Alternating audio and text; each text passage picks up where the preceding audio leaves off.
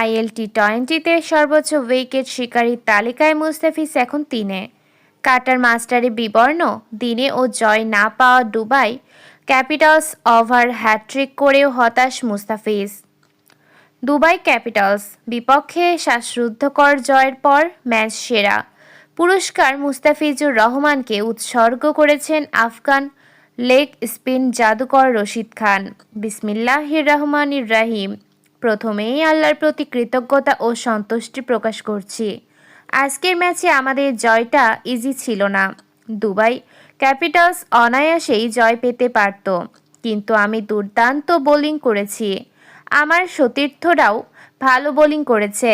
Run খুবই কম ছিল, কিন্তু আমাদের জয়ের প্রচেষ্টা ছিল অনেক বেশি। যদি আজকের ম্যাচে দুবাই ক্যাপিটালস জয় পেত, তাহলে নিঃসন্দেহে মুস্তাফিজুর রহমান ম্যাচের সেরা পুরস্কার পেত। তাই আমার এই পুরস্কারটি আমি মুস্তাফিজুরকে উৎসর্গ করেছি।